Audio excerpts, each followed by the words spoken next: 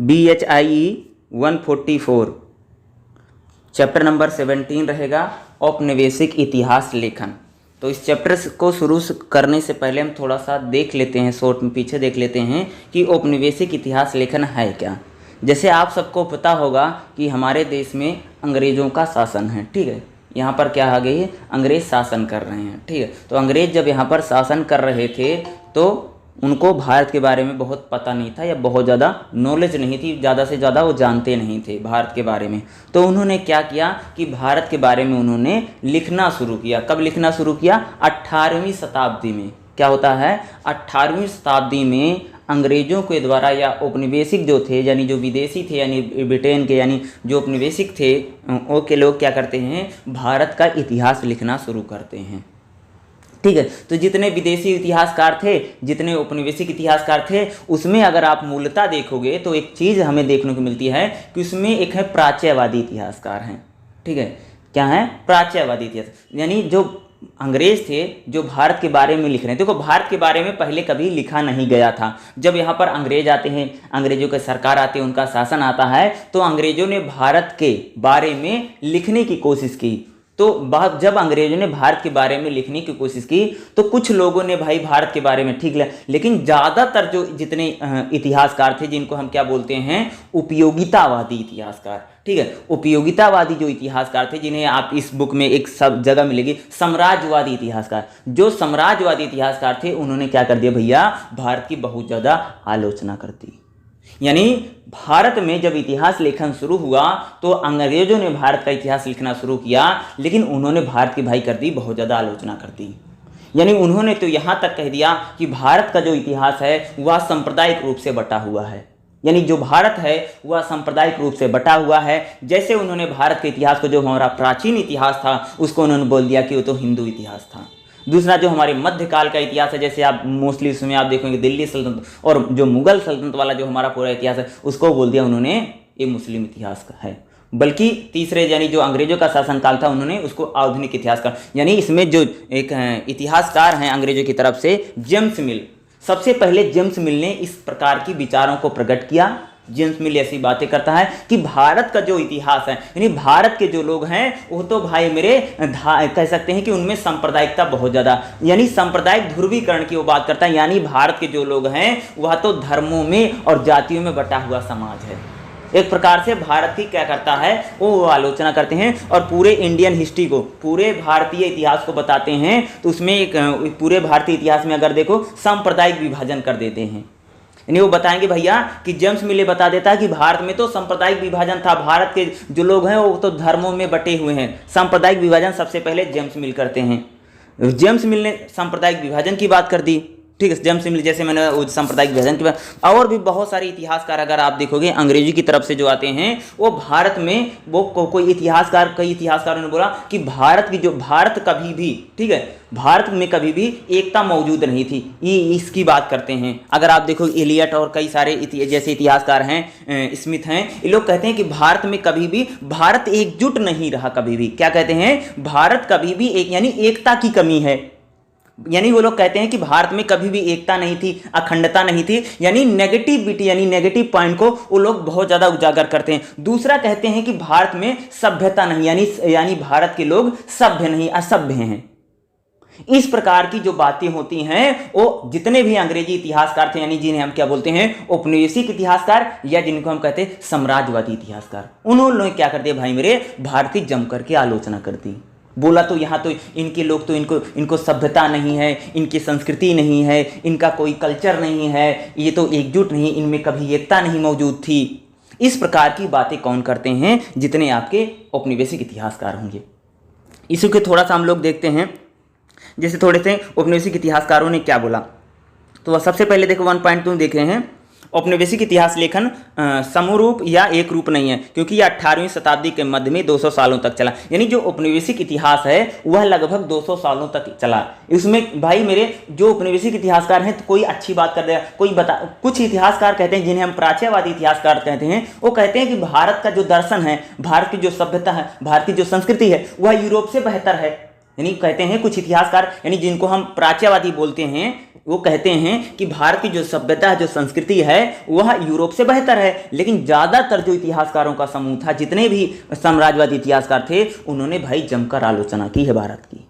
यानी बोला कि इनके यहाँ पर तो धर्मों में समाज बटा हुआ था, एकता कभी नहीं थी, यहाँ तक कि बोल देते यहाँ पर जो शासन था वह क्रूर शासन चलता था। इस प्रकार की बातें कौन करेगा? सारे औपनिवेशिक इतिहासकार करेंगे, जिन्हें हम साम्राज्यवादी इतिहासकार बोलते हैं। देखो इन्होंने बोला औपनिवेशिक इतिहास कभी भी समरूप नहीं था, क्योंकि यह 18वीं शताब्दी के मध्य से 200 सालों तक चलता है। यानी जो इतिहास लेखन चलता है वह लगभग अंग्रेज जो है औपनिवेशिक इतिहासकार 200 सालों तक चलते हैं। औपनिवेशिक इतिहास स्वयं में विभिन्न प्रकार की प्रवृत्तियां समाहित हैं, कभी कभी वो एक दूसरे का विरोध भी करते हैं। यानी वही मैं आपको बता रहा हूँ, कुछ ऐसे अंग्रेज इतिहासकार हैं जो भारत की सभ्यता संस्कृति को बेहतर बताएंगे, कुछ ऐसे इतिहासकार होंगे जो भारत की जमकर के आलोचना करेंगे और उसके एक प्रकार से उनकी अपनी भड़ास निकालेंगे कि इनके यहाँ पर इन पर तो हम इसलिए भैया शासन कर रहे हैं। अंग्रेज ये कहते हैं, इतिहासकार ये साबित करने की कोशिश करता कि भारत जो है वह असभ्य लोग हैं। भाई जब मानिए अंग्रेजों से कोई पूछता था कि भैया तुम भारत को क्यों गुलाम बना रखे हो, उसको आज़ाद कर दो, तो लोग कहते थे भारत के जो लोग हैं अनकल्चर हैं, उनके पास रहने का ना ढंग है, ना खाने का ढंग है, ना उनकी सभ्यता है, ना संस्कृति है, उनका कोई कल्चर नहीं है, असभ्य लोग हैं। हम तो सिर्फ उनको सभ्य बना रहे हैं। वो पढ़े लिखे नहीं लोग हैं, अनपढ़ लोग हैं, हम उनको शिक्षित बना रहे हैं। इस प्रकार की बातों को अंग्रेजी जितने साम्राज्यवादी इतिहासकार हैं इसको फिट करने के बाद, यानी साम्राज्यवादी इतिहासकारों में यानी औपनिवेशिक इतिहासकारों में भी कहीं कहीं विचारधाराएं अलग है, कोई अच्छाई करेगा, कोई बुराई कर देगा। ठीक है। औपनिवेशिक इतिहास लेखन के अंतर्गत मूल रूप से 3 प्रकार की प्रवृत्तियां हैं, जैसे प्राच्यवादी हैं, आंग्लवादी यानी जिसे हम साम्राज्यवादी। मूलतः 2 प्रवृत्तियां हैं। देखो अगर देखोगे जितने औपनिवेशिक इतिहासकार हैं वह 2 धड़ों में बटा हुआ है। 2 धड़े कौन कौन से? एक प्राच्यवादी इतिहासकार, ठीक है, जिन्हें हम उपयोगितावादी भी कई बार बोल देते हैं। ठीक है, जिनको क्या बोल देते हैं? कई बार उपयोगितावादी बोला जाता है। तो जो प्राच्यवादी इतिहासकार हैं वो भारत की जो सभ्यता संस्कृति है उसको कहते हैं भारत में सभ्यता थी, संस्कृति थी, एकता थी। लेकिन जितने साम्राज्यवादी इतिहासकार थे, जिन्हें आंग्लवादी इतिहासकार भी बोला जाता है, साम्राज्यवादी, ये सभी लोगों ने भैया कर दी जमकर के आलोचना। ठीक है, कभी कभी कुछ इतिहासकारों ने तीनों प्रवृत्तियां कुछ इतिहासकार ऐसा होता है कि वो भैया अच्छाई भी कर देगा, बुराई भी कर देगा। जैसे आप मान लो कि हमारे समाज में बहुत सारे लोग होते हैं, कोई किसी का कट्टर आलोचक होगा, कोई समर्थक होगा, कोई मिला जुला होगा। इस प्रकार से इतिहासकारों में कई सारे धड़े मौजूद थे। प्राच्यवादी हैं, दूसरे हैं औपनिवेशिक इतिहासकार बोलिए या साम्राज्यवादी इतिहासकार बोलिए, ये धड़े बटे हुए हैं। 18वीं शताब्दी में यूरोप के प्रतिमानों प्रतिरूपों में भारत के इतिहास लेखन का, यानी 18वीं शताब्दी में जो अंग्रेज थे उन्होंने भारत का इतिहास लिखने का प्रयास किया। इस काल में विभिन्न यूरोपीय देशों में प्रबंधन यानी इंटेलेक्चुअल काल चल रहा था, यानी वहां पर बहुत सारे विचारधाराएं, बहुत सारे थिंकर आ रहे थे। क्योंकि जैसे यूरोप में हमने देखा था, तो यूरोप में क्या होता था कि यूरोप में एक प्रकार से प्रबोधन काल आ गए थे, इंटेलेक्चुअल बहुत ज्यादा आ गए थे। ठीक है, प्रबोधन के विचारक विशेष रूप से अगर देखोगे तो उन्होंने विभिन्न यूरोपीय देशों में उपनिवेशीकरण के दुर्व्यवहारों के प्रति आलोचना करोगे। यानी जिस प्रकार से जो इंटेलेक्चुअल आए थे यूरोप में, जिस प्रकार से यूरोप के देशों ने अपने उपनिवेश बना रखे थे, तो जो यूरोप के इंटेलेक्चुअल थे इसकी आलोचना करते थे, भाई आप तुम किसी को क्यों गुलाम बना रखो, छोड़ दो, तो ये छोड़ दो, इसकी बात करते थे। ठीक है, एशियाई सभ्यता देखो प्रति आलोचना, वह एशियाई सभ्यता के कई पहलुओं की प्रशंसा करते थे। भारत के संदर्भ में प्रबोधन का परिणाम उस विचारधारा से निकला जिसे प्राच्यवाद भी कहा गया। यानी कुछ लोग जो थे वह भारतीय सभ्यता की प्रशंसा भी कर देते थे। ऐसे अंग्रेजों की तरफ से भैया कुछ इतिहासकार हैं जो भारत की प्रशंसा भी कर देते हैं, उनको हम क्या बोलते हैं? प्राच्यवादी बोला जाता है। ठीक है, जिनको हम उपयोगितावादी भी बोलते हैं। ठीक है, प्राच्यवादी। इनमें भारतीय सभ्यता की प्रशंसा, भारतीय दृष्टिकोण तथा ज्ञान तंत्र को समझने का प्रयास शामिल है। William James, Henry, Charles, Nicholas, Wilson, ये सारे को हैं प्राच्यवादी इतिहासकार हैं। प्राच्यवादी इतिहासकार सिंपल से समझ लीजिए, जो भारत की सभ्यता संस्कृति को थोड़ा कहते हैं ठीक है, ठीक ठाक है, अच्छे हैं, या ऐसे मैंने कहने का मैं थोड़ी सी आपकी अच्छाई बता देंगे कि भाई ठीक है, भारत अच्छा है, यूरोप से बेहतर है, कुछ लोग बताते हैं। तो ये उसमें वही सारे लोग हैं, जैसे मैंने जिन लोगों का नाम लिया, हेनरी हैं, विल्सन हैं या जेम्स हैं, ये सभी लोग प्रमुख प्राच्यवादी इतिहासकार थे। इन्होंने औपनिवेशिक काल में भारतीय इतिहास की आधारशिला रखी। उनके लेख में शामिल प्राचीन भारतीय इतिहास में सभ्यता, यानी जो प्राच्यवादी इतिहासकार हैं उन्होंने भारतीय सभ्यता संस्कृति पर ध्यान केंद्रित करके उन्होंने लेख किया। अक्सर उन्होंने भारतीय इतिहास के मध्यकाल और यूरोपीय काल के इतिहास में की तरह अंधकार के युग में चित्रित किया।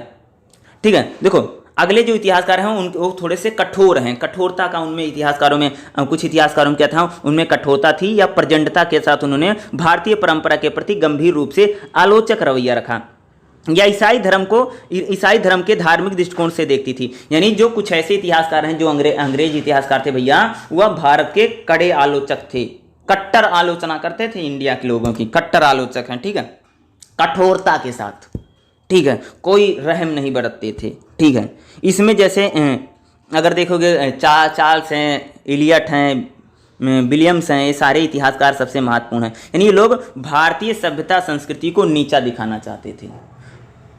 ठीक है,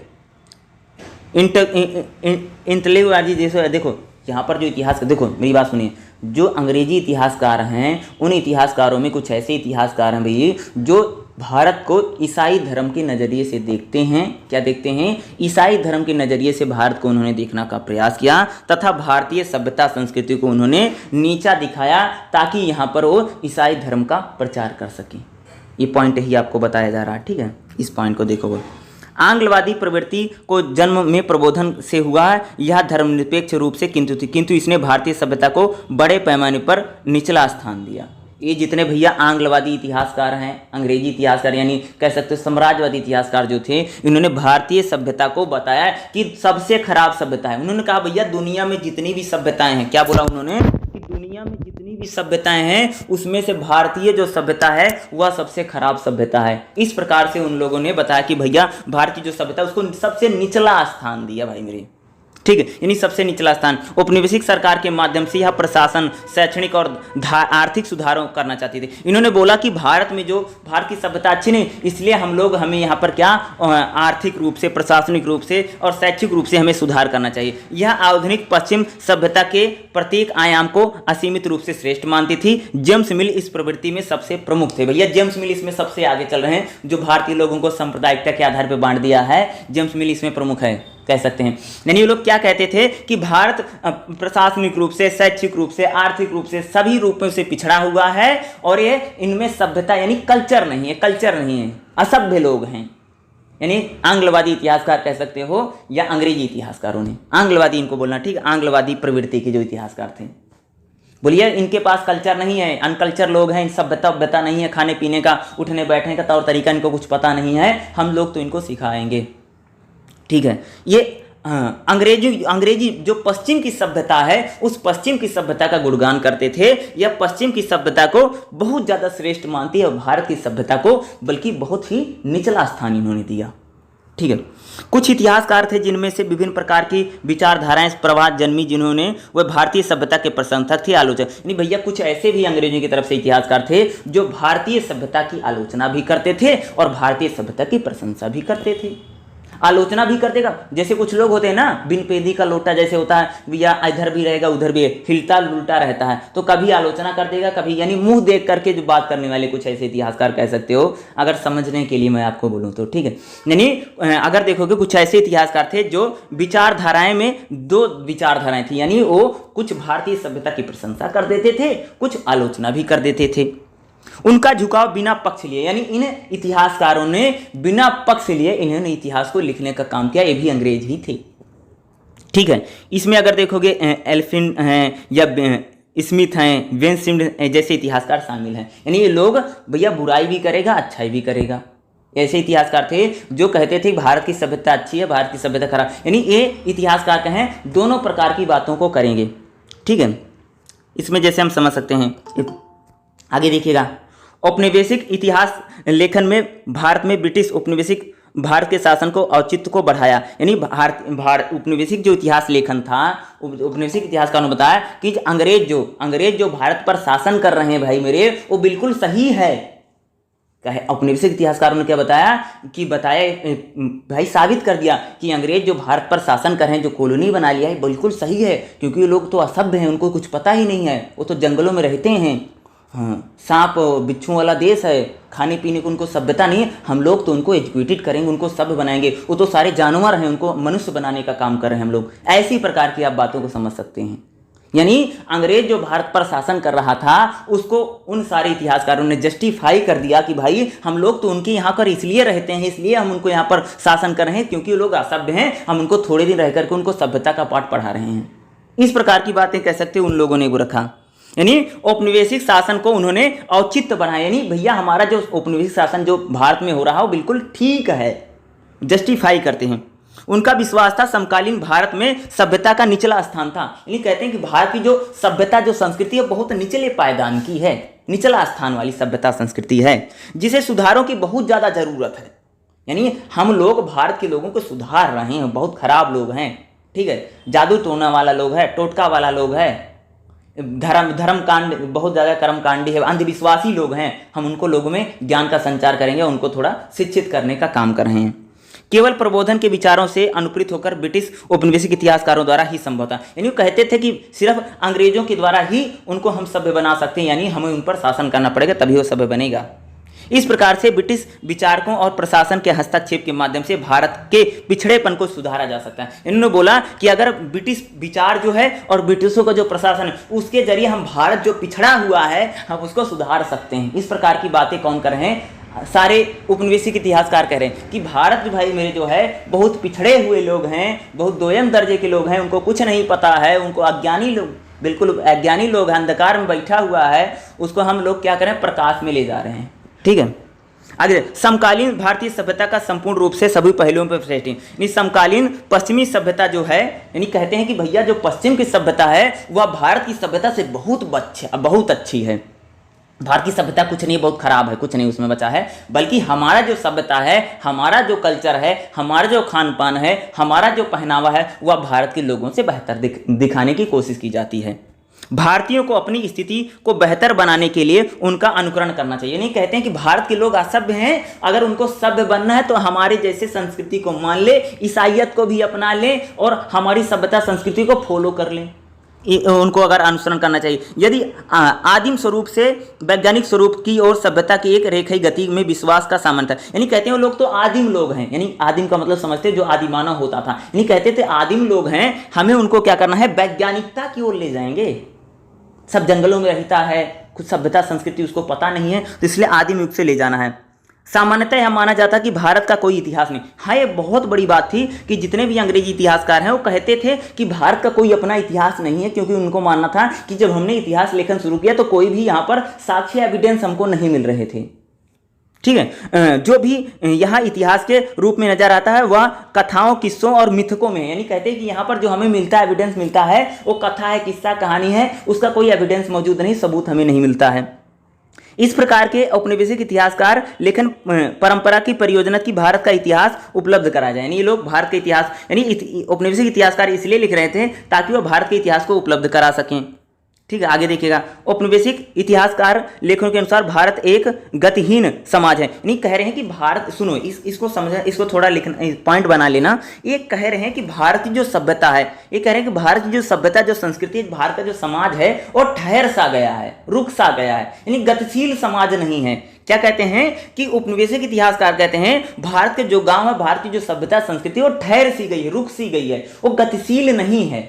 यानी कहते हैं वो जो हमारी भारत की जो सभ्यता, जो संस्कृति भाई मेरे, वो ठहर सी गई, रुक सी गई, यानी उसमें कोई डेवलपमेंट नहीं हो रहा। यानी क्या हो रहा, कोई उसका डेवलपमेंट या विकास नहीं हो रहा, उसको डेवलप करना, यानी विकसित नहीं, अर्ध विकसित, यानी जनसंख्या गतिहीन है और इसको प्रगति के पथ पर केवल उपनिवेशी सत्ता ही ले जा सकती है। यानी कह रहे हैं कि भारत की जो सभ्यता संस्कृति है वह गतिहीन है, उसको सिर्फ अंग्रेज लोग ही उसको आगे ले जा सकते हैं, वही बढ़ा सकता, बाकी उसको कोई आगे नहीं ले जा सकता है। ठीक है, इस प्रकार की बातें होंगी।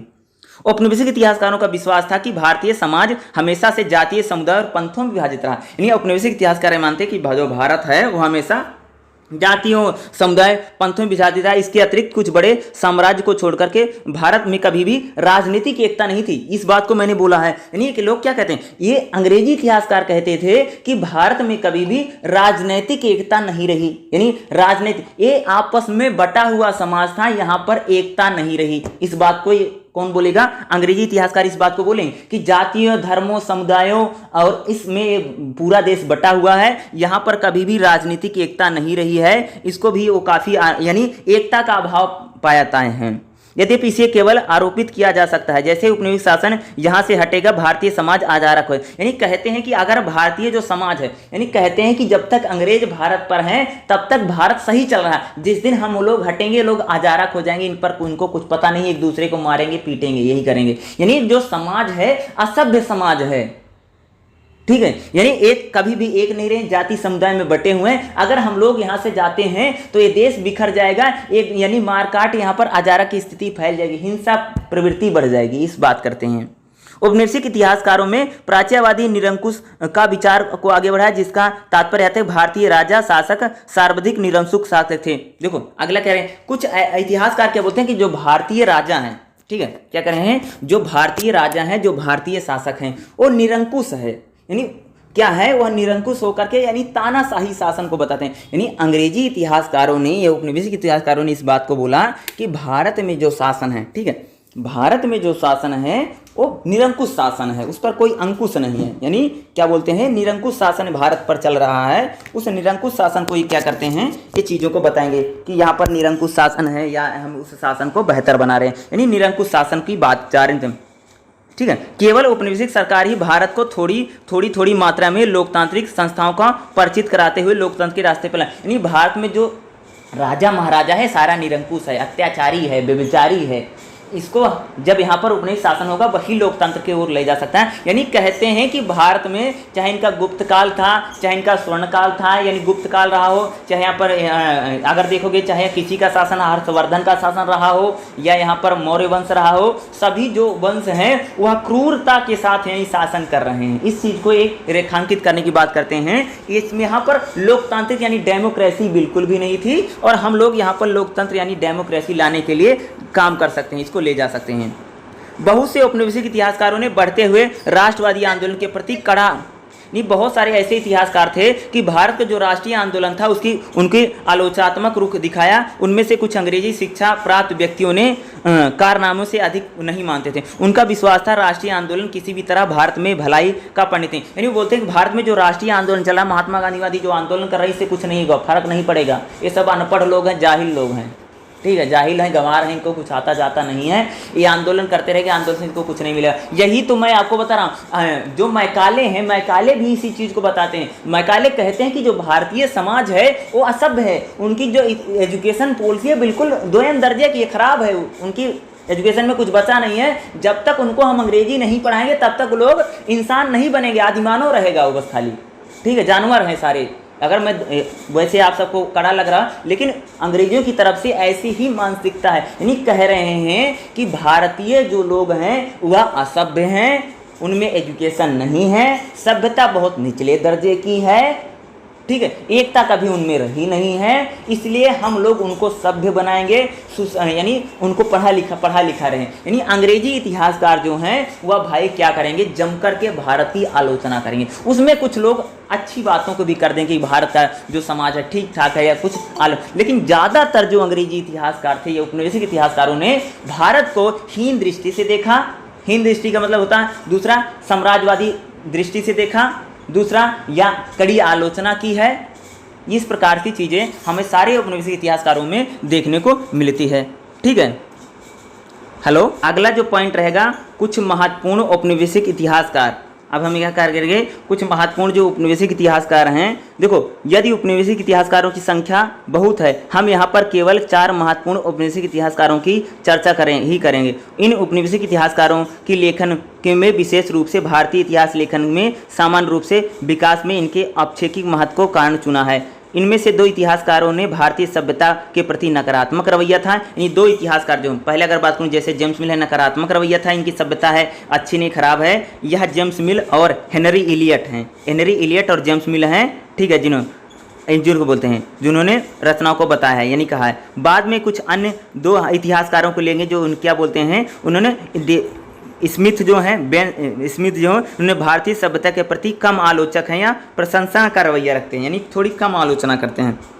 थोड़ा सा जेम्स मिल को देखते हैं। जेम्स मिल क्या कहते हैं, देखो, यद्यपि भारत के पहले आधिकारिक औपनिवेशिक इतिहासकारों में से जेम्स मिल को औपनिवेशिक इतिहासकार के संस्था में सबसे अग्रणी, यानी सबसे पहले जो औपनिवेशिक इतिहासकार हैं उसमें पहले जेम्स मिल ने ही चीज़ों को लिखा था, उसने ही भारत का इतिहास को लिखा सबसे पहले।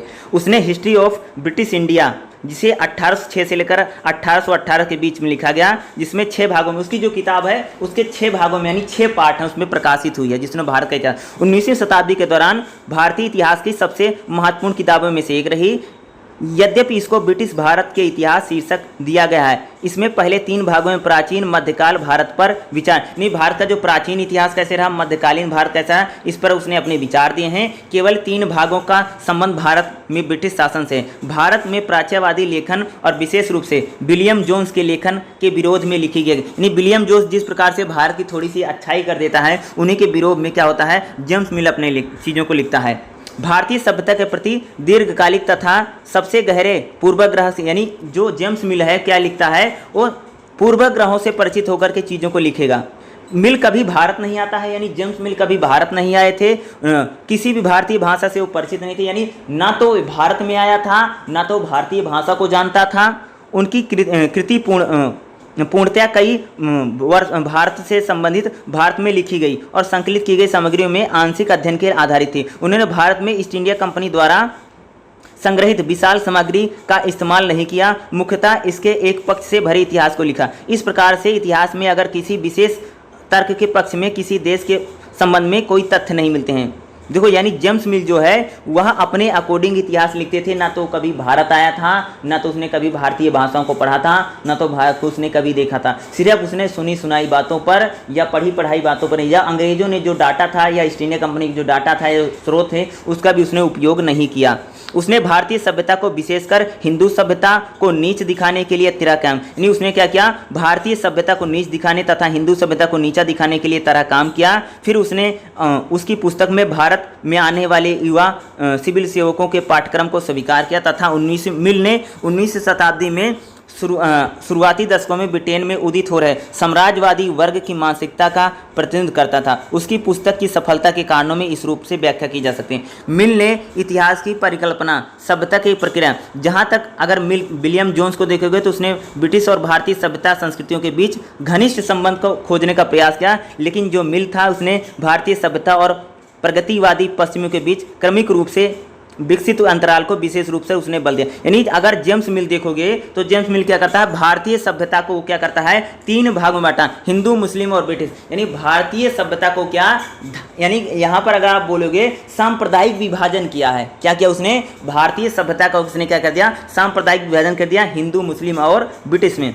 मिल ने प्राच्यवादियों के इस विचार को पूरी तरह से नकार दिया कि भारतीय सभ्यता में समय के साथ श्रेष्ठ सभ्यताओं में से, यानी उसने जिस प्रकार से प्राच्यवादियों ने बोला कि भारत की भैया सभ्यता अच्छी है, तो उसने बोला कि भारत की सभ्यता श्रेष्ठ नहीं है बल्कि खराब सभ्यताओं में इसने उसको नकार दिया। इसके बजाय उसने दृढ़तापूर्वक कहा कि अपनी अपमानजनक और विभेदीपूर्ण जातीय प्रणाली भारतीय समाज को घृणित करे। यानी उसने बोला कि जो भारतीय समाज है वह जातियों में बटा हुआ है, जिससे भारतीय जो समाज है उसमें घृणा यानी संघर्ष, यानी यह कहते वो संघर्ष बढ़ रहा है। यानी भारतीय जो व्यवस्था है उसमें जाति बहुत ज़्यादा है और जातियों की वजह से उसमें क्या है, संघर्ष बहुत ज़्यादा बढ़ा है। यानी उसने जातियों को लेकर के उन्हें बोला है, किंतु अपमानजनक और विभेदकारी रहे।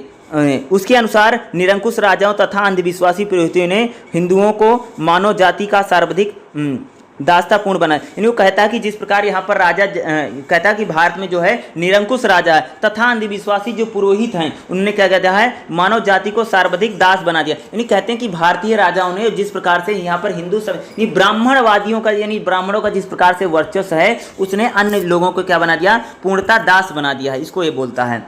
मिल हिंदू धर्म को आस्था की एक ऐसी असंगत तथा अनैतिक व्यवस्था मानते थे जिसमें पूर्ण रूप से ब्राह्मणों का प्रभुत्व था और बिलस्मेट इस्पाट, यानी कहता है कि जो भारत है उसमें ब्राह्मणों का बहुत ज़्यादा वर्चस्व है। उसके अनुसार हिंदू धर्म ग्रंथ जैसे वेद हैं पूर्ण रूप से अस्पष्ट हैं, अज्ञानता भरे हैं, यानी निश्चित रूप से क्रम में नहीं है, ये विचारों में हीन भावना के रूप में बताता है। उसके अनुसार अगर देखोगे तो यहाँ पर ऊट पटांग या अर्थहीन बातों को लिखा जाता है। उसके अनुसार जो हिंदू धर्म ग्रंथ है उनमें अधिकतर निम्नतर और पतनशील है। यानी वो कहता है कि जो भारतीय सभ्यता संस्कृति सही नहीं है। दूसरा यहाँ पर हिंदू जो है हिंदू जो धर्म ग्रंथ है उनमें जाति व्यवस्था इस प्रकार की बातें बहुत ही ज़्यादा लिखी जा रही हैं।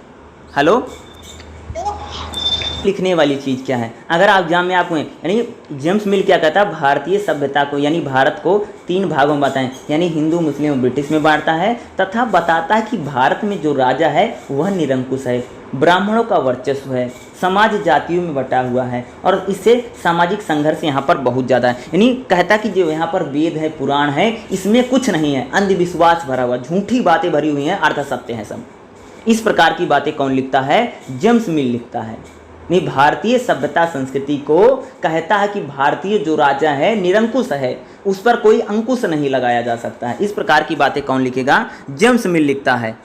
ठीक है, इसके अनुसार जेम्स मिल का आप देखोगे इसी का रहा। उसके बाद जो हमारा अगला है उसमें देखेंगे जेम्स मिल कभी भारत नहीं थे, लेकिन अगर देखोगे एक प्रशंसक और विद्वान के रूप में लंबे समय तक भारत में रहे।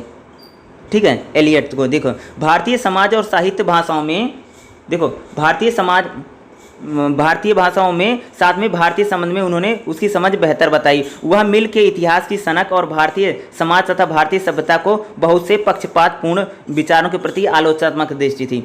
उन्होंने मिल के संकीर्ण उपयोगितावादी ढांचे को स्वीकार नहीं किया। उनका विश्वास था कि मिल का इतिहास ब्रिटेन में लोकप्रिय हो रहा है और इसे भारत के उसी प्रकार ग्रहण नहीं किया जाएगा। इलियट मिल के आख्यान के बड़े आलोचक थे। इसने भारतीय के प्रति पूर्वग्रह से ग्रस्त मिले, वह लिखते हैं। यानी देखो, जिस प्रकार से जेम्स मिल भारतीय सभ्यता को लिखता है, जिस प्रकार से बताता है, सभी इतिहासकार उसके रुखों से असंतुष्ट नहीं थे। यानी जिस प्रकार वो कहता है कि भारत में भाई एक प्रकार से धार्मिक रूप से विभाजन है, या यहाँ पर जातियों में समाज बटा हुआ, ब्राह्मणों का जिस प्रकार से यहाँ पर वर्चस्व बना हुआ है, उस चीज़ों को उसी के देश के कई सारे इतिहासकार उसको आपको नकारते हुए नजर आएंगे। तो आपको समझना क्या है कि जिस प्रकार से यहाँ पर अगर देखोगे जेम्स मिल लिखता है कि भाई कि भारत में कुछ नहीं है, समाज बटा हुआ, वेद पुराण में कुछ नहीं, उसमें झूठी बातें हैं, या उसमें कह सकते हो कि अंधविश्वास की जैसे बातें हैं। यानी यहाँ पर जो पुरोहित है, पुरोहितों ने कह सकते हो कि पुरोहितों ने पूरे समाज को एक प्रकार से दास बना रखा है। यानी ब्राह्मणवादी जो विचारधारा है उसका वर्चस्व बहुत ज़्यादा बना हुआ है। यानी ब्राह्मणों ने अन्य समाजों को क्या रखा, उसका शोषण और दमन कर रहा है। यानी सभ्यता संस्कृति में देखोगे तो कल्चर नहीं है, राजा निरंकुश होकर के शासन करता है, तथा सामंती अर्थव्यवस्था है जिसने अन्य लोगों को क्या बना रखा है, दास बना रखा। इसी चीज़ों को देखोगे तो कई सारे इतिहासकार उनकी चीज़ों की इसकी आलोचना भी करेंगे। यानी मिल की बातों का कई सारे अंग्रेजी इतिहासकार उसका खंडन भी हमें करते हुए नजर आए। लेकिन जो जेम्स मिल है वह भारतीय सभ्यता की, संस्कृति की, कल्चर की यहाँ पर एक प्रकार से क्या करते हुए नजर आएंगे, उसका यानी उसको सभ्यता संस्कृति को बताया कि समाज जातियों में बटा हुआ, धर्म में बटा हुआ, तथा एक चीज़ और भी बातें, कई सारी बातों को लिखता है। जैसे हमने यहाँ पर बताया था, राजा निरंकुश होकर के शासन करता है, इसको तो ये बताता है कि राजा निरंकुश हो, एकता की भी कमी है। इसको भी कई सारे इतिहासकार बोलेंगे कि भारत में एकता नहीं है, अखंडता नहीं है, भारत के लोग एक नहीं है, अलग अलग समाज में बटे हुए हैं, संघर्ष उनमें बहुत ज़्यादा है। इस प्रकार की बातें कौन, यानी जो यहाँ पर हम लोग बातें सुन कर रहे हैं, ये अंग्रेज भारत को जब इतिहास लिख रहे थे तो उसका व्याख्या कैसे करें कि भारत का हमें समाज हमको कैसे, मान लो कि जैसे तुमको बोलूँ तुम ऑस्ट्रेलिया घूमने जाओ, ठीक है, तो ऑस्ट्रेलिया घूमने जाओ, 10-15 दिन भैया घूम करके आओ, तो बताओगे ना कि ऑस्ट्रेलिया कैसा है, कैसा नहीं है, समाज उनका कैसा है, देश उनका कैसा है, तो तुम बताओगे। तो वही सारी चीज़ें अंग्रेज जो हैं वो बता रहे भाई। जैसे मान लो 2 व्यक्ति हैं, 2 व्यक्ति हमने उसको भेज दिया पाकिस्तान में, ठीक है, भारत के 2 लोग पाकिस्तान गए, तो कोई एक व्यक्ति भैया बताएगा पाकिस्तान में कुछ नहीं है। एग्जाम्पल दे रहा हूँ कि मान लो भारत के 2 लोग पाकिस्तान का भ्रमण करते हैं और 1 महीने के बाद लौट करके आते हैं। एक तो कह रहा कि भैया कि वहाँ पर ठीक ठाक है, उनकी सभ्यता संस्कृति, दूसरा बता रहा है कि वहाँ पर अराजकता फैली हुई, आतंकवादी घूमते रहते, सड़कों पर घूम रहे हैं, उनको कोई कुछ नहीं कहता। यानी इसी प्रकार से आप समझ सकते हो कि जितने भी अंग्रेजी इतिहासकार हैं उनमें भी 2 धड़े मौजूद हैं। कुछ लोग भारत की अच्छाई की बात करेंगे, कुछ लोग कहेंगे कि उनकी सभ्यता जो कल्चर संस्कृति है वह निचले पायदान की है। निचले पायदान का मतलब होता है कि जितनी भी सभ्यता है उनमें सबसे निचले स्तर पे उसके अगर रैंकिंग बनाई जाए कि भैया सबसे अच्छी, दूसरी, तीसरी, चौथी, तो उसमें सबसे निचला पायदान भारतीय सभ्यता को अंग्रेजी इतिहासकारों ने, जैसे जेम्स मिल लोगों ने और कई सारे लोगों ने इसको देने का काम किया। तो वही सारी बातें इन्होंने लोग बताएंगे, ठीक है। अगला जो इसमें कुछ इलियट की हम बात कर लेते हैं, क्योंकि इलियट भी, हेनरी इलियट हेनरी इलियट को मैं बता देता हूँ ये क्या कहते हैं। को ऐसे औपनिवेशिक इतिहासकार के रूप में माना जाता है जिन्होंने भारतीय फारसी इतिहास का यानी इन्होंने जो भारतीय फारसी जो है उसका इन्होंने अध्ययन किया है। इलियट का भारत के संबंध में ऐतिहासिक कार्य में अगर देखोगे रहा है। इसने सिंध में अरबों का एक लघु पुस्तक सामने आई थी। इसका मुख्य लेखन का भाग हिस्ट्री ऑफ इंडिया जो उसने लिखा है उसने बताया है। इसकी मृत्यु 1866 में हो गई थी, बीच में प्रकाशित हुई थी। दूसरा इलियट क्या कहता है, इलियट जो है मध्यकालीन इतिहास को महत्वपूर्ण मानता है। यानी इलियट जो है वह भारत का जो मध्यकालीन इतिहास है उसका उसने अध्ययन किया है और उसको क्या कहता है बहुत महत्वपूर्ण मानता है। ठीक है, किंतु कुछ इतिहासकारों द्वारा इसकी आलोचना की गई है कि इसने औपनिवेशिक इतिहासकारों ने मध्यकालीन भारतीय राज्य व्यवस्था तथा समाज के वास्तविक चित्र को जैसे नहीं दिखाया, जैसे इस प्रकार को बोला गया इस सही चीज़ों को नहीं बताता है।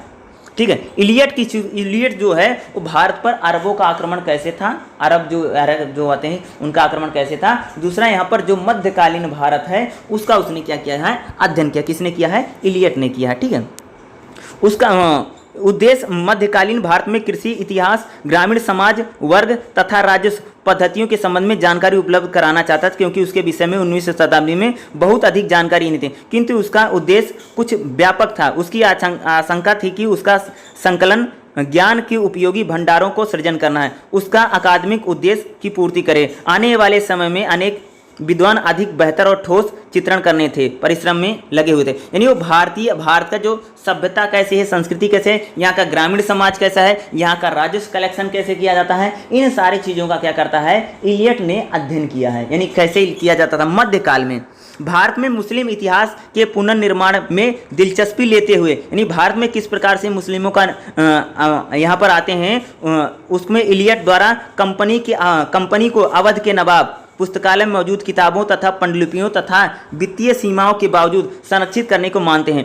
उसका एक संपर्क H.S. विल्सन जैसे प्राच्यवादी इतिहासकारों के बीच में पत्राचार हुआ, किंतु मुस्लिम शासकों को गंभीर नकारात्मक को बताता है और पक्षपात स्पष्ट नहीं। यानी कहता है कि जो औपनिवेशिक इतिहासकारों पक्षपात कर रहे हैं भारत के बारे में। भारतीय मुस्लिम इतिहास लेखन को भी बख्शा नहीं गया है। इलियट ने यह घोषणा की कि ऐसे चित्रण अभी भी इतिहासवृत्त नहीं समझे जा सकते हैं, जिस प्रकार से हो कि क्योंकि मिडवल जो इंडिया है, मिडवल जो भारत है, उसका इसने इलियट ने अध्ययन किया है। जिस प्रकार यहाँ पर अरब आते हैं, जिस प्रकार से यहाँ पर मुस्लिम शासक आते हैं, उनके बारे में इलियट ने काफ़ी चीज़ों को लिखा है। या मुगल बादशाहों के विवरणों को इसने बताया है और इसने दस्तावेज यानी कैसे जो राज दरबार था उसकी भव्यता थी, दरबार में ऐश आराम और समारोह कैसे होते थे। यहाँ पर जवाहरातों, तलवारें, नगाड़ों, झंडों, हाथी और घोड़ों पर कुछ ध्यान खींचने वाली सामग्री मिलती है। इलियट जिस प्रकार से लिखता है, यानी वो मध्यकाल में जिस प्रकार से घोड़ों पर, हाथियों पर, समारोह पर जिस प्रकार से चीज़ों को पैसा बे किया, इस प्रकार से चीज़ों को क्या करता है, इलियट बताता है। यानी उसने मध्यकाल का अध्ययन किया है, मध्यकाल जो था उसका ही उसने सारा अध्ययन किया है। तथा यहाँ पर न्याय विधान कैसे है, न्याय विधान कैसे थे, न्याय प्रणाली कैसे थी, समाज कैसा था, इन सारे मध्यकालीन जो इतिहास था उसका इसने अध्ययन किया है। ठीक है, उसके इतिहास में मुस्लिम शासकों का वर्णन बहुत ही नकारात्मक तरीके से, यानी इलियट जो है वह जितने भी मुस्लिम शासक है उनका जो वर्णन करता है वह नेगेटिव करता है, नकारात्मक करता है। उसके अनुसार मुस्लिम शासक सामान्य रूप से भारतीय जनता तथा विशेष रूप से हिंदुओं के लिए त्रासद हैं। यानी कहता है कि जो मुस्लिम शासक हैं वह हिंदू जनता के लिए बिल्कुल त्रासदी के हैं, वो सही नहीं, बिल्कुल गलत बताता है। मुस्लिम शासक सामान्य रूप से तानाशाही और अत्याचारी थे। उन्होंने अपनी हिंदू प्रजा के कल्याण के विषय में कभी विचार नहीं किया। ये बहुत इंपॉर्टेंट हो सकता है। इलियट इस बात को कहता है। कौन कह रहा है? इलियट ये कहता है कि जितने भी मुस्लिम शासक हैं वह हिंदू जनता पर क्या कर रहे हैं? अत्याचार कर रहे हैं। ये एक अंग्रेजी इतिहासकार है, इस चीज को लिख रहा है। ठीक, कौन है? इलियट लिख रहा है। ठीक है, ये भी अंग्रेजी इतिहासकार ही और मध्यकाल में चीजों को लिख रहा है। ठीक है, ये क्या कहता है कि दमन और शोषण, धार्मिक स्वतंत्रता को नकार दिया। यानी कहता है कि भारतीय जनता पर दमन और शोषण होता है, उनको किसी भी प्रकार की व्यक्तिगत स्वतंत्रता नहीं है। कौन कहता है? इस बात को इलियट कहता है। यानी जो भारतीय लोग हैं उन पर दमन हो रहा है, उनका शोषण हो रहा है, बल्कि उनको किसी भी प्रकार की स्वतंत्रता नहीं मिली हुई है। ठीक है, हिंदुओं पर हमले हो रहे हैं, उनका नरसंहार हुआ है, उन्हें गुलाम बनाया गया तथा उनका धर्मांतरण किया गया। ये मध्यकाल के भारत पर इलियट लिख रहा है। ठीक है, दूसरा कहते हैं उनके मंदिरों तथा उपासना स्थल लूटे गए हैं, उन्हें नष्ट कर दिया गया है, उनकी महिलाओं का अपहरण हो गया है, उनको दास बना दिया है, जबरदस्ती उनकी महिलाओं के साथ विवाह करने के लिए बाध्य किया गया है। ऐसे अनेक अभिलेखों प्रस्तुत करते हुए, जिसने सर्वप्रथम 1849 में प्रकाशित हुआ और बाद में 1866 में उसने हिस्ट्री में इसे शामिल करा। स्पष्ट रूप से है कि उसने द्विराष्ट्रीय सिद्धांत के सर्ववादी अनुसरण किया, ब्रिटिश शासन को मुस्लिमों के आतंक से हिंदुओं का तरण करने वाला बताया। यानी जिस प्रकार से यानी कह सकते हैं कि हिंदू और मुस्लिम जो शासक हैं या जो जनता है उसमें एक प्रकार की गतिरोध लाने का इसने काम किया, जिस प्रकार से ये मध्यकाल को इंगित करता है या मध्यकाल में जो लिखता है। भारतीय जो मध्यकालीन जो मिडिवल हिस्ट्री यानी आप कह सकते दिल्ली सल्तनत और जो मुगल सल्तनत है उस पर इसने अध्ययन किया है। और एक कहता है कि जो मुस्लिम शासक हैं वह हिंदू जनता पर क्या कर रहे हैं, अत्याचार कर रहे हैं। एक कौन कहता है, इलियट कहता है। ठीक है, इलियट डेंसी जैसे मध्यकालीन भारत में पूर्णतः मुस्लिमों को साथ जोड़ते हैं, स्पष्ट तथा तीक्ष्ण हिंदुओं तथा मुस्लिमों के बीच भारत को विभाजित। यानी कहता है ये देखो, अगर हमने जेम्स मिल को पढ़ा, जेम्स मिल भी भारत को कहता है कि समाज बटा हुआ है, यानी हिंदू मुस्लिम, यानी उसने पूरा इतिहास बांट दिया। लेकिन ये भी कहता है कि भारतीय जो हैं वह हिंदू तथा मुस्लिमों के बीच में इनका विभाजन करता हुआ ये नजर आपको आएगा। उसके अनुसार मुस्लिम भारत के लिए विदेशी नहीं रह गए हैं तथा उनका शासन, उनकी विधियां, नीतियां अत्यधिक सीमा तक मुस्लिम पक्ष में झुकी हुई। अतः हिंदू हमेशा शासित प्रजा रहे। संपूर्णतः मध्यकाल में लोगों के लिए स्वतंत्रता नहीं थी तथा इनका कोई आर्थिक दृष्टिकोण नहीं था। यानी कहते हैं कि मध्यकाल में कोई स्वतंत्रता नहीं थी। ये कौन कहता है, ये सारी बातें इलियट बोल रहा है। इलियट एक क्या है, अंग्रेजी इतिहासकार है, बोल रहा है। ठीक है, जिस प्रकार की इसने बातों को बोला, क्योंकि जो बीच बीच में जो मैं बातें आपको बोल करके बता रहा हूँ ना, यही आपको लिखना है, यही सिर्फ मेन पॉइंट है। इलियट के बारे में जब लिखना तो मध्यकाल में इसने कैसे बातों को बोला है कि मध्यकाल में एक प्रकार से कैसे विभाजन चला था, किस प्रकार की चीज़ें चल रही थी, उस चीज़ों को क्या करेगा यहाँ पर ये रेखांकित करता हुआ नजर आएगा। तो इलियट के बारे में आएगा तो आपको यही चीजें आपको लिखी, क्योंकि देखो इलियट भी जो है भारत में एक प्रकार से विभाजन की बात करेगा। भाई बताएगा कि समाज बटा हुआ है, यानी जो मुस्लिम शासक हैं वह भारतीय जनता पर, यानी भारतीय जनता नहीं बल्कि हिंदू को लोग कह के बोलता है, हिंदू लोग। दूसरा कहता है कि जो मध्यकाल है वहां पर जनता को किसी प्रकार की स्वतंत्रता नहीं है। यानी फिर वो ये भी यही कहने की बात कहता है कि जो शासक हो तानाशाह है। क्या कहता है, जो शासक हो तानाशाह दिखाई देता है। कौन है, ये अंग्रेजी इतिहासकार इलियट कहता है। ठीक है, इसने यही सारे को बताया। यानी आर्थिक, यानी कहता है दूसरा मध्यकाल में बताता है कि मध्यकाल में कोई भी आर्थिक उन्नति नहीं हो रही है। कौन कहता है, इलियट कहता है। ठीक है, और इसका निष्कर्ष कई प्रकार से आप निकाल सकते हैं, जिस प्रकार से बोला है मुस्लिम सरकारों ने 500 वर्षों में ही नहीं किया बल्कि उपनिवेश सरकारों ने सड़कें, यानी कहता है कि जो मुस्लिम शासक हैं वह जितना काम उन्होंने 500 वर्षों में किया, अंग्रेजों ने कुछ समय में ही कर दिया। अंग्रेजों ने सड़क बनवा दी, नहर बना दी, फलाना करवा दिया। लेकिन जो मुस्लिम शासक थे या मध्यकालीन, कह रहा है कि भारत के जो मध्यकालीन शासक हैं उन्होंने जितना काम 5 साल में नहीं कर सके हैं, हम लोगों ने कुछ समय में करके दिखा। जैसे आज की सरकारें बोलती हैं ना कि पिछली सरकार ने तो कुछ नहीं किया था, हम लोग तो बहुत अच्छा कर रहे हैं। उसी प्रकार की बातें कौन कहता है, इलियट कहता है। इलियट कहता है कि 500 वर्षों में जितने यहाँ पर मुस्लिम शासक रहे, 500 फिर मध्यकाल में 500 में जितना काम हुआ है उससे ज़्यादा हम यहाँ पर बेहतर काम कर रहे हैं। जैसे उसने कहता है कि उपनिवेश सरकार ने सड़कें, नहरें बनवाई है, लोक कल्याण के लिए बहुत सी योजना को शुरू किया है, मुस्लिम शासकों में से सर्वश्रेष्ठ अधीन करें, प्रशासनिक कार्यों में कहीं बेहतर है। उनका विचार था कि भारत के लिए ब्रिटिश शासन बहुत बेहतर श्रेष्ठ है, किंतु यह उदार है, भारतीयों की भलाई के लिए शासन करता। यानी कहता कि जो भारतीय शासन है बहुत उदार है, हम भारत के लोगों की भलाई के लिए आए। यानी कहता 500 वर्षों में जितना मुस्लिम यानी मध्यकाल में जितना है भारत डेवलप नहीं हुआ है, उससे ज़्यादा हमने कुछ वर्षों में भारत का विकास कर दिया है, ये इलियट कहता है। ठीक है, अगले जो है इतिहासकार हैं स्मिथ हैं। ठीक है, स्मिथ क्या कहते हैं, इनको भी हम देख लेते हैं। एक है, ये थोड़े से भारत के पक्षवादी बातें करेंगे या भारत को थोड़ा पक्ष लेते हुए नजर आएगा। ठीक है, स्मिथ देखो, स्मिथ भारत को ब्रिटिश औपनिवेशिक शासन के अंतिम चरणों का अत्यधिक महत्वपूर्ण माना जाता है। बिल्कुल लास्ट इतिहासकारों में इसने 1848 से 1920 को माना जाता है। उसने जेम्स मिल के बाद भारत के सर्वाधिक महत्वपूर्ण इतिहासकार, यानी जेम्स मिल के बाद जो स्मिथ हैं सबसे महत्वपूर्ण यानी फेमस इतिहासकारों में से एक है। उसकी अलवर्दी हिस्ट्री ऑफ इंडिया भारतीय इतिहास के संदर्भ में उसने एक सफल पुस्तक रही है, जिसने उसने कई संस्करण लिखे हैं।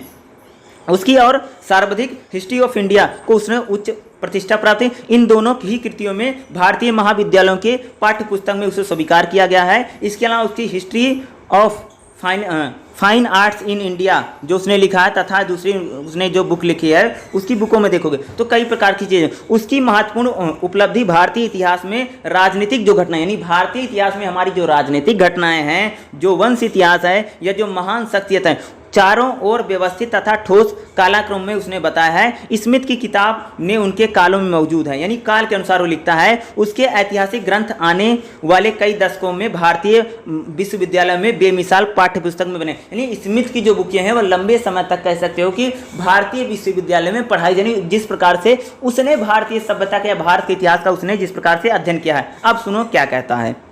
स्मिथ ने भारतीयों को सामान्यतः भारत में एक संतुलित तथा निष्पक्ष दृष्टिकोण के रूप में, यानी उसने थोड़ा संतुलित यानी बैलेंस बना करके चलेगा थोड़ा, ठीक है। कैसे बात करेगा, ये बैलेंस वाली बातें करेंगे, बैलेंस बना करके चलेंगे। कौन है, स्मिथ हैं, ठीक है। स्वयं के विचार को प्रश्न अन्य विचारों को बल दिया है। भारतीय इतिहास की शुरुआत में भारतीयों के साथ आरंभ नहीं की, वह लिखते हैं भारत का मूल्य तथा उसके प्रति मुख्यता पर निर्भर करते हैं कि इस अंश में अतीत है। भारतीय इतिहास पर एक नई किताब एक नवीन भावना के साथ लिखना चाहिए, क्योंकि इसे एक नए तरह के पाठ्य वर्ग में संबोधित करके, यानी कहता है कि भारत के इतिहास को अगर आपको लिखना है तो नई सिरे से लिखना होगा और नए प्रकार की चीज़ों को लिखना होगा, ठीक है। अपने पेशेवर दृष्टिकोण के कारण स्मिथ ने इतिहास के कई औपनिवेशिक इतिहासकारों के लेखों में पाए जाने वाले गलत निर्णयों को दूर करने का प्रयास किया है। इसके अतिरिक्त उसने मुस्लिम आक्रमण से पूर्व भारत के राजनीतिक इतिहास को, यानी मुस्लिम आक्रमणकारियों के आने से पहले भारत का इतिहास क्या था उसको उसने सुसंगत यानी उसको वृत्तांत किया है। उसने प्राचीन भारत की कथाओं को सुव्यवस्थित किया है, बिना पक्षपात लेते हुए प्रस्तुत करने का उसने दावा किया है। यह कला हो, साहित्य हो, संस्कृति हो, सैन्य विषयों में यूनानी उपलब्धियों के प्रशंसक थे। उन्होंने भारतीय राजाओं जैसे चंद्रगुप्त मौर्य, ध्यान सुना, उसने भारतीय राजा जैसे चंद्रगुप्त मौर्य, अशोक सम्राट या गुप्त सम्राट जितने हैं या हर्षवर्धन के काल की उसने बहुत ही ज़्यादा अत्यधिक प्रशंसा की है। यहाँ पर क्या है, स्मिथ क्या कहता है कि ध्यान सुना, भारतीय राजा जैसे चंद्रगुप्त मौर्य हैं, अशोक हैं, गुप्त सम्राट में अगर देखोगे तो वहाँ पर अगर देखोगे जितने आते हैं, हर्षवर्धन के काल की उसने बहुत ज़्यादा प्रशंसा की।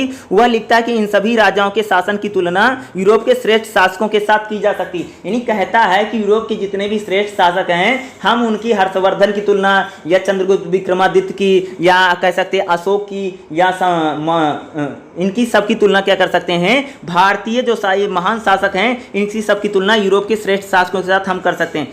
हालांकि उसका विचार हर्षवर्धन की मृत्यु के बाद विध्वंसकारी शक्तियों के करने लगा, यानी कहता है कि जब हर्षवर्धन की मृत्यु हो जाती है तब भारत का जो इतिहास है उतना बेहतर नहीं है, लेकिन वो जरूर कहता है जो गुप्त शासक है, जो मौर्य काल का शासक है, जो हर्षवर्धन का काल है उसकी प्रशंसा करते हुए नजर आता है और कहता है कि यूरोप में जो श्रेष्ठ शासक है उनके साथ हम इनका कंपैरिजन कर सकते हैं, यानी इनको श्रेष्ठ शासकों में से यहाँ पर स्मिथ आपको बताने का प्रयास करेगा, ठीक है।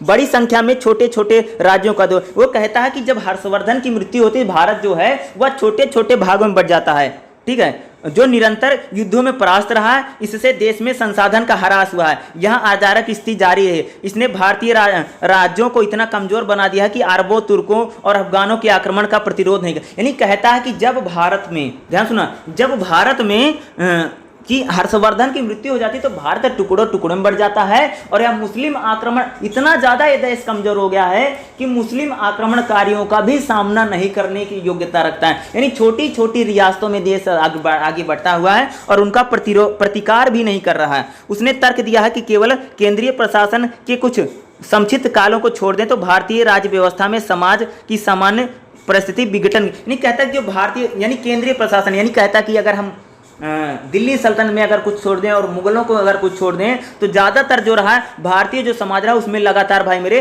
विघटन यानी कहने का मतलब गिरावट ही उसको दिखाई देती है। यानी कहता है कि अगर हम मौर्य काल को गुप्त एम्पायर को अगर हम हर्षवर्धन को छोड़ देते हैं तो भारतीय जो समाज है उसमें लगातार शासन पद्धति में या समाज में लगातार वह गिरावट को देखता है। कहता है समाज इतना कमजोर हो गया है कि वह अरबों का, तुर्कों का या कह सकते हैं अरबों का या जो है तुर्कों का और अफगानों का पर आक्रमणों का प्रतिकार तक भी उसमें क्षमता नहीं बची है भारतीय समाज के बारे में स्मिथ कहता है, ठीक है, जिस प्रकार से वो बोलता है। और इस प्रकार से उसके उदारवादी निरंकुशतावादी केंद्रीय सत्ता में भारत में मौजूद है का खंडन की प्रवृत्ति को नियंत्रण करने का आरोप लगा था। उसके अनुसार केवल सर्व सत्तावादी सरकार को छोड़ करके किसी भी प्रकार की सरकार भारतीय परिस्थितियों को उचित नहीं थी। इस प्रकार एकता और विधि के शासन को बनाए रखने के लिए भारतीय लोगों को समाज में घृणित व्यवस्था से बचने के लिए ब्रिटिश शासन कहता कि जो भारतीय जो समाज है वो बटा हुआ है, कमजोर है, इसलिए कहता कि जो यहाँ पर अंग्रेजी शासन है उसको सही ठहराता हुआ, यानी स्मिथ कहता है कि जो अंग्रेज भारत पर शासन कर रहे हैं वो बिल्कुल उसको जायज ठहराते हुए मानता है, क्योंकि समाज धर्म में बटा हुआ है, जातियों में बटा हुआ है, असभ्यता बहुत ज़्यादा फैली हुई है, इसलिए जो ब्रिटिश शासन है, जो अंग्रेजों का शासन है, उसको सही यानी कहोगे जायज ठहराता हुआ आपको नजर आता है। कौन आता है? ये पर स्मिथ साहब इस बात को कहते हैं, ठीक है। और यही सारी बातें किस प्रकार उसको उदार निरंकुशतावाद जिसे उसने कभी भी सशक्त पकड़ लिया, इसका छोड़ नहीं सकती है, ये सारी बातें कौन कहता है? स्मिथ कहता। तो मैंने लगभग जितना इसमें था लगभग सभी के बारे में मैंने आपको बता दिया, जितना इंपॉर्टेंट सभी पार्ट को मैंने बता दिया, ठीक है।